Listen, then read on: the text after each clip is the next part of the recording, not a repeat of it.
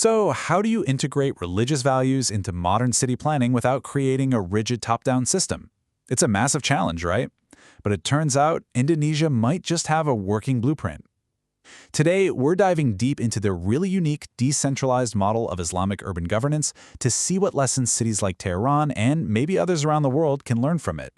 Here's how we're going to break it down. First, we'll get into the core concept, this idea of soft integration. Then, we'll see how that philosophy actually becomes national policy. After that, we'll drop into our case study, the city of Bandung, to see it all in action. Of course, we'll also have to look at the real-world challenges, and then finally, we'll pull out the key strategic lessons for a city like Tehran.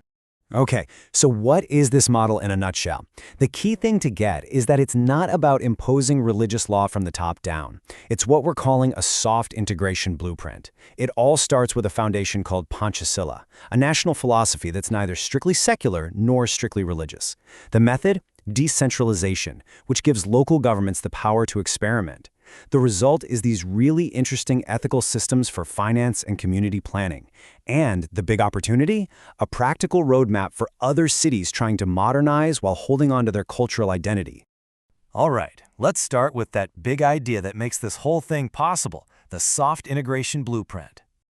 This term, soft integration, is absolutely crucial. This isn't about enforcing Sharia law across the board. It's about accommodating Islamic principles using specific, practical tools. You can think of it as creating a permissive environment where religious values can inform policy on things like finance or business ethics, but without having to rewrite the entire legal code. And the philosophical bedrock that allows this to happen is Pancasila. These 5 principles are really the soul of the Indonesian state. What's so important is that they include both belief in the one and only God and social justice for all.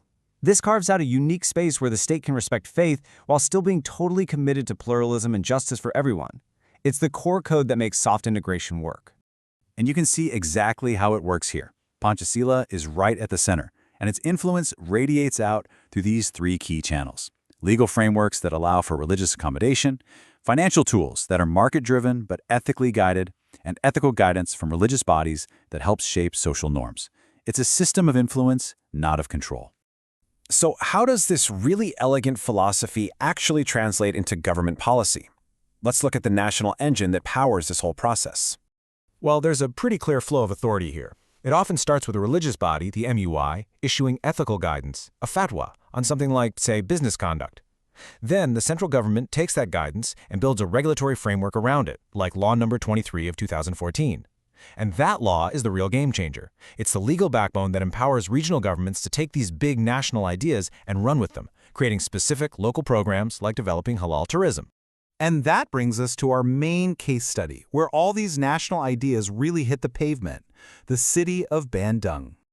You really can think of Bandung as a living laboratory.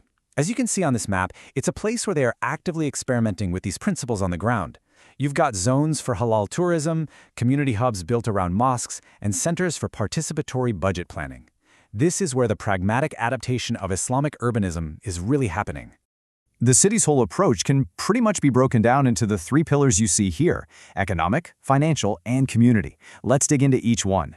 First up, the economic pillar. So Bandung passed a local regulation, Perda number 6 of 2020, specifically to develop halal tourism. And what's so fascinating about this is that it's not just about a list of rules. It's about formalizing Islamic business ethics. It takes these principles from being just informal norms and builds them into a regulated, moral economy. That creates an entire ecosystem that attracts investment while making sure businesses operate ethically. Next, the financial pillar. Do you know how so many small businesses get trapped by loans with crazy high interest rates? Well, Bandung's solution is the Mesra soft loan program. It's built on the Islamic principle of Qard al-Hasan, which is basically interest-free financing. It channels charitable funds, or WAC, directly into empowering micro-enterprises. It's a really practical solution to a very real problem.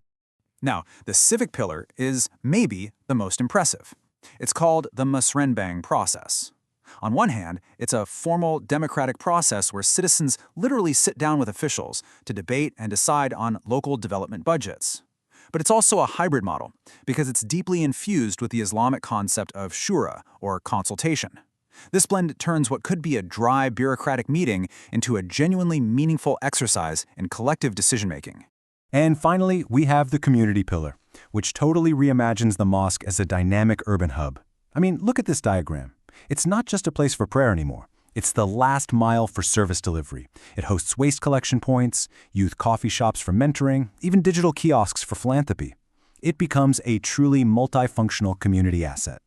But of course, no model is perfect, and it's so important to look at the gap between these innovative policies and what's actually happening on the ground. One of the biggest hurdles is something called the Waqf challenge. So many of these amazing community hub mosques are built on religiously endowed land, or Waqf, but a lot of the time, they don't have formal legal land titles. This means their assets can't be integrated into official city development plans. They effectively become dead capital, which means they can't be leveraged for the community's benefit. The big lesson here is that legal clarity is everything. And beyond just the land titles, there are three other major risks to watch out for. First, you have weak spatial compliance, where, for example, vital green spaces get illegally turned into housing. Second, there are infrastructure gaps, like not having adequate roads that hold back development. And third, and this is a big one, there's the risk of social co-optation, where the language of religion can be hijacked by radical groups for their own agendas. Transparency is absolutely key to preventing that. So, with this full picture in mind, the incredible ideas and the very real challenges, what are the strategic lessons a city like Tehran can actually take away from all this? The Indonesian experience really offers 4 clear strategic opportunities: establish institutional intermediaries, scale Islamic finance, adopt a hybrid participation model, and, this is a smart one, implement a phased, problem-specific approach. Okay, let's break that down. The first 2 lessons are all about institutions and finance. Tehran could create an advisory body, something like Indonesia's MUI. This would build a formal bridge between religious scholars and city planners to provide ethical guidance for policy. And financially, they could scale up tools like cash waqf-linked sukuk. Think of them as ethical investment bonds funded by charity to pay for major infrastructure projects. But the crucial first step is to create a solid legal framework for those charitable assets. The next 2 lessons are social and strategic. Socially, Tehran could adopt a hybrid participation model by formalizing collaboration between its existing neighborhood councils and local mosques. That would mirror the incredible synergy of the Musrenbang process. And strategically, instead of trying some massive ideological overhaul, they could start with a phased approach. Pilot specific projects like decentralized waste management through mosques, just to build momentum and prove the concept works. So, when you step back and look at it all, the Indonesian model really proves that religious identity and modern governance don't have to be in conflict. Its success isn't about ideological purity, it's about what you might call functional spirituality. And it all rests on 3 pillars: having strong institutional capacity, crystal clear legal frameworks, and truly inclusive community engagement. And that brings us to our final big question. Is this Indonesian model of functional spirituality just a unique one-off case? Or could it actually be a blueprint for other cities all over the world that are trying to navigate that complex relationship between identity and modernity? It's a powerful idea to think about,